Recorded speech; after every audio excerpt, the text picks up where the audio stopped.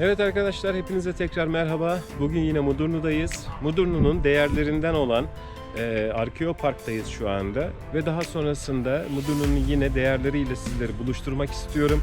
Kent Müzesi'ne, oradan Yıldırım Beyazıt Camisi ve hamamına sizleri götürmeyi planlıyorum arkadaşlar. Yani Mudurnu'ya geldiğinizde gezilebilecek, görülmesi gereken yerleri sizler için gezip sizlere tanıtmaya ve göstermeye çalışacağım. Gittiğim yerlerle alakalı da bir takım şeyler söylemek istiyorum dilimin döndüğünce. Şu anda da Arkeopark'ta sizleri biraz gezdirmek istiyorum. Tekrar görüşeceğiz.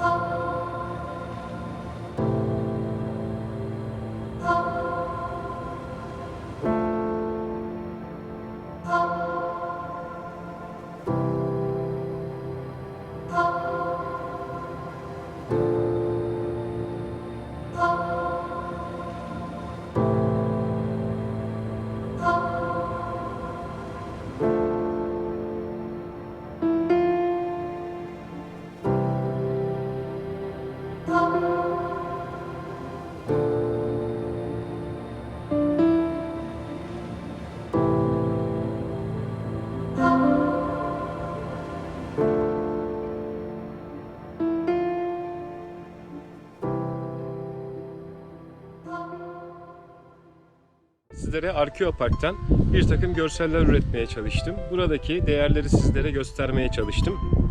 Buradaki taşlar Mudurnu merkez ve çevre köylerden getirilmiştir. Kültür Bakanlığı'yla ortak protokol çerçevesinde buraya yerleştirilmişlerdir. Ve şu anda da ziyaretçilere açıktır burası. Şimdi de Kent Müzesi'ne doğru gidiyoruz.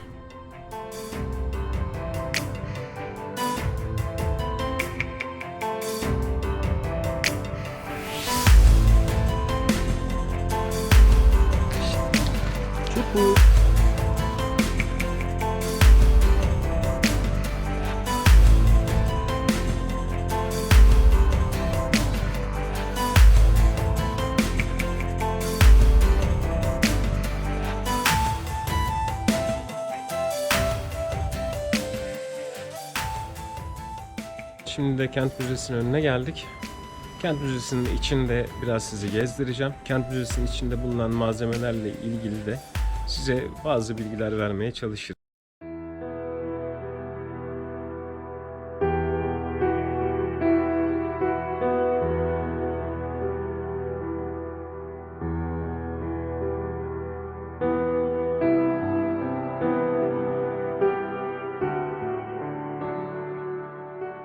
Şimdi Kent Müzesi'nin içerisindeyiz. Burada malumunuz tarihi fotoğraflar mevcut. Bu fotoğraflar arkadaşlar Mudurnu'da 1918 yıllarından itibaren burada fotoğraflar çeken bir kişi var. Bu kişi de Ahmet İzzet Bengiboz'dur. Ahmet İzzet Bengiboz Mudurnu'da tarihi resmeden fotoğraflar çekmiş ve o dönemlerdeki şimdiki gibi dijitalleşme yok ve birçok sıkıntılı süreç olmasına rağmen cam tabletlere bu fotoğrafları basarak günümüze kadar ulaşmasını sağlamıştır arkadaşlar. Burada bu fotoğrafların bazı örneklerini görüyorsunuz. mudurnu-kentarşivi.org adresinden de bu fotoğrafların tümüne ulaşabilirsiniz.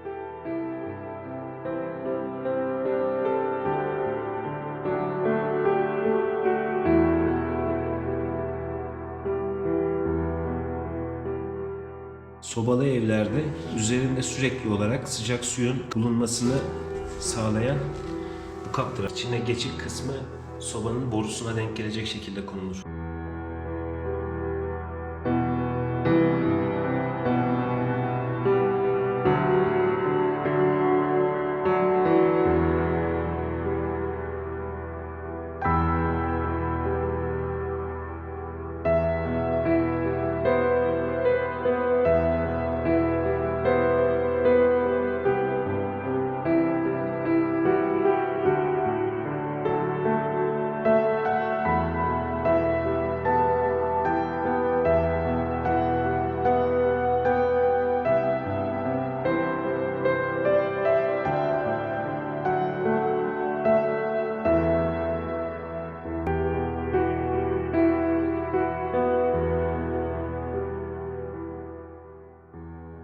Bu da bir dokuma tezgahı.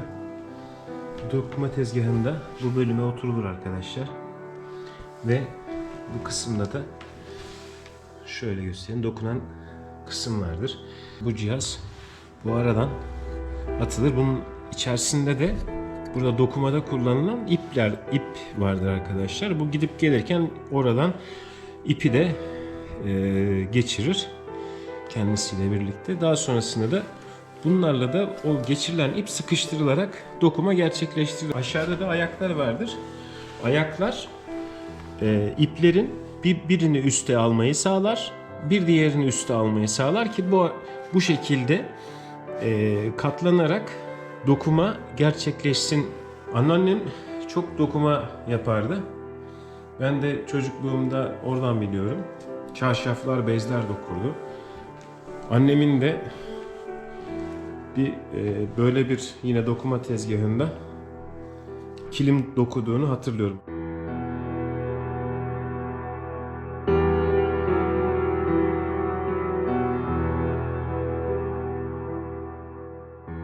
Kent Müzesi'nde bulunan bu top da Birinci Dünya Harbi'nden kalma bir top. Alman topu arkadaşlar bu. Benim çocukluğumdan hatırlarım. İçine barut konularak ateşleme yapılırdı ve Ramazan topu olarak da yıllarca kullanıldığını hatırlıyorum.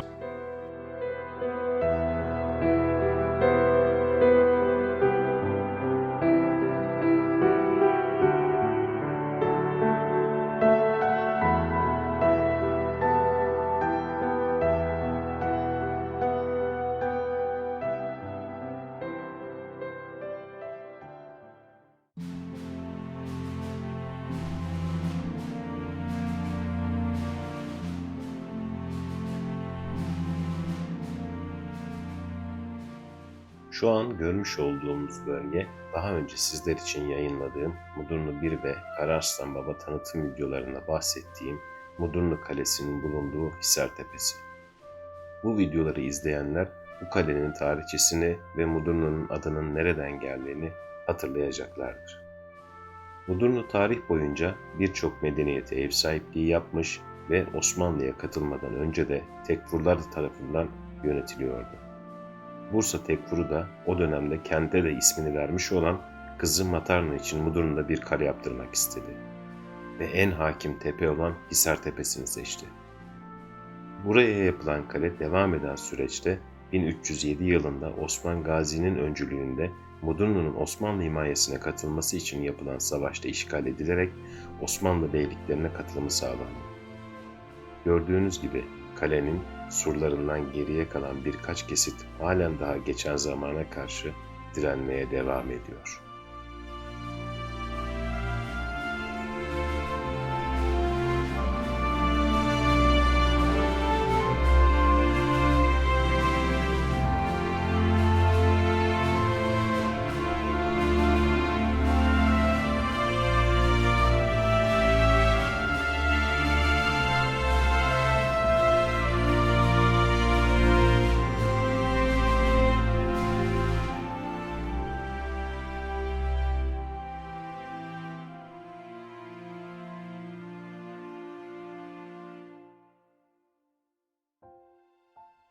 Şimdi de Yıldırım Beyazıt Camisi'nin önündeyiz.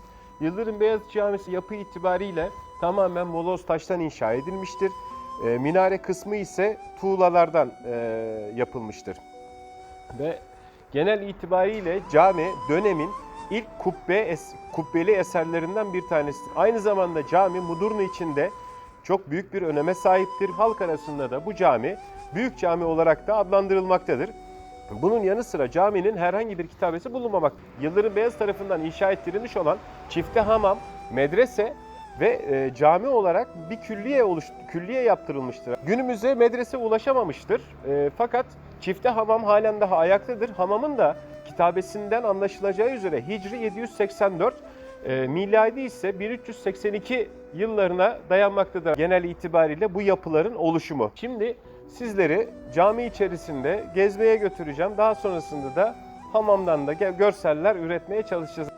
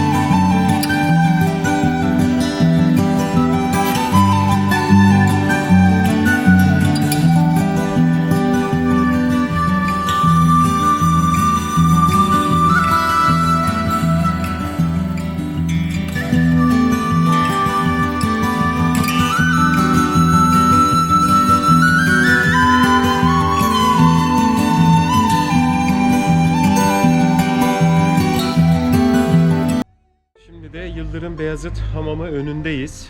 Bu hamam da az önce size bahsettiğim Yıldırım Beyazıt Külliyesi çerçevesinde çifte hamam olarak inşa edilmiş. O dönemlerde bayan erkek olarak ayrı ayrı inşa edilen ilk örneklerden bir tanesidir. Bunun yanı sıra Osmanlı'da camilerin yanında hamamlarda çok karşılaşılır.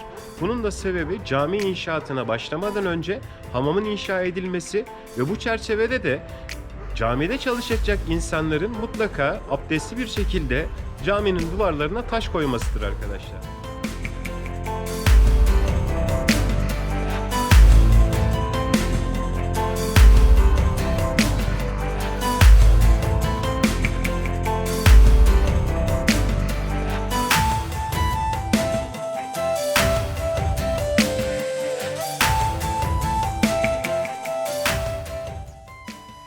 Tarihi hamam dedik. Buranın da üst kubbesi o dönemlerdeki camiyi anlatırken bahsettiğim kubbe inşaatının ilk örneklerinden bir tanesi. Ve aynı zamanda halihazırda burası Mudurnu Belediye Başkanlığı tarafından da çalıştırılmaktadır.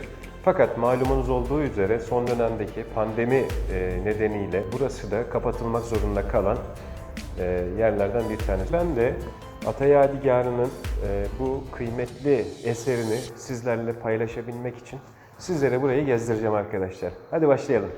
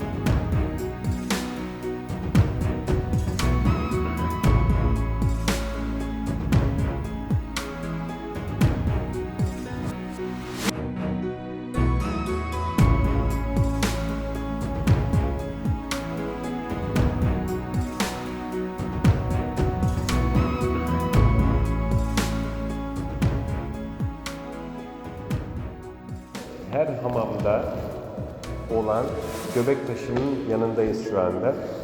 Yani bu göbek taşının da dili olsa da bir konuşsa. Mudurnu için bu hamam eskiden beri önemli bir yer almıştır arkadaşlar. Ve bu öneminin çerçevesinde de burada eskiden hamam kültürü denilen durumu yaşarken insanlar Mudurnu'nun meşhur kaşık sapı denilen yemeği yapılır. Ve aynı zamanda turşu ve armut hoşafı önemlidir arkadaşlar.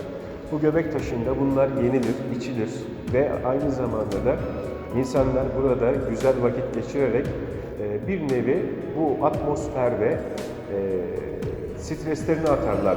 Bu bizim çocukluğumuzdan beri duyduğumuz ve bize anlatılan hikayelerden bir tanesidir.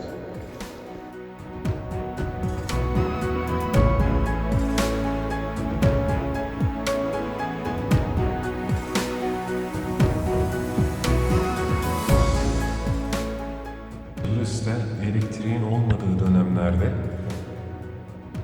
burada ateşle veya idare lambaları denilen lambalarla, gaz lambalarıyla buranın aydınlatıldığı dönemlerde ateş yeri arkadaşlar burası. Ateş yakma yeri. Ve aynı zamanda isi de bu yukarıda görmüş olduğumuz delikten dışarıya atılmakta.